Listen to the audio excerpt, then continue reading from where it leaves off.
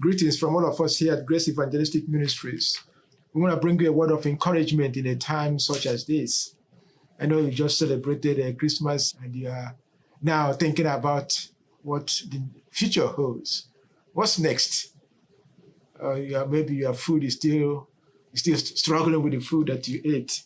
You know that Christmas is when people eat and eat and eat. That's when you eat all your favorite foods. You visit friends, you eat here, and you visit another friend, you eat. Just eat and eat and eat. But now that you have finished eating and all those things, what is in your mind? What's on your mind? What are you thinking? You're thinking about what's next? What would the future, what's next year? What would next year be like? You have plans? What are your plans? Well, have a seat. Look at things from a divine perspective. First, you are God's child. And that's why he himself left his throne and came down and offered himself for you as a believer in the Lord Jesus Christ. That's huge. Nothing can beat that God gave himself and came in the flesh, in the human form. That's the greatest gift ever that God can ever give to any human being.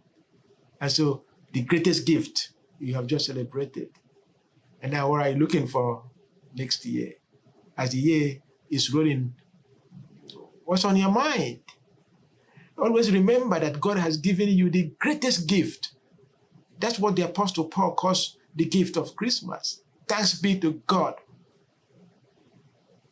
for the incredible, indescribable gift. That's how he describes it in Corinthians. Thanks be to God for the incredible gift. So God has given us the incredible gift indeed. And so as believers in the Lord Jesus Christ, know that you are in God's plan. He's not finished with you. God is working out his plan for your life. As he says in Jeremiah, just in case you have forgotten, I know you haven't forgotten. I know the plan that I have for you. The plan not of calamity, the plan to give you a future and a hope. So that plan continues into the next year, into the new year and beyond new year. God is in the business of fulfilling his plan for your life. Regardless of what may come your way, remember one thing, that God is in charge of your circumstances. He knows how to convert every awkward situation into a sensational result.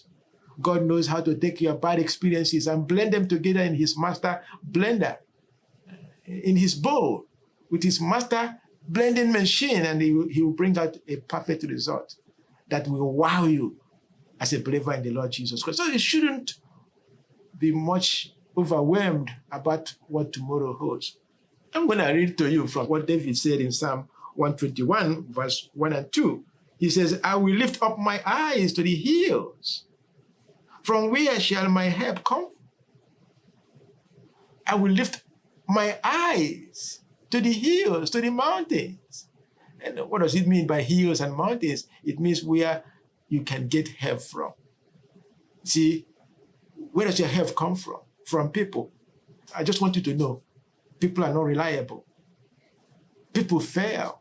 Circumstances fail. We know that. Systems fail. You know that. I don't have to tell you that. You already know that. But there's only one that cannot fail, and that's God. And so David said, I can lift my eyes to kings, to mountains, to people around me for help. From where would my help come from? He answers his own question. My help will come from the Lord who made heaven and earth. God is the one that we need to look to. Fix your eyes on Christ. We need to keep our eyes on him, for he is faithful. The one who has called you into this marvelous plan is faithful. He will see you through each step of the way. He will not let you down. As you finish up the year and move into new year, he will roll you through, because he has a plan that he cannot let go of you until his plan is fulfilled to the fullness. That should be your confidence as a believer in the Lord Jesus Christ. Don't let anything disturb you. I always tell people, I can tell you, I don't know what tomorrow holds, but I can pass my hand and say to you, I know who holds it. The one who cannot fail. God holds our future. Go with that confidence. Until next time, may God richly bless you, my beloved.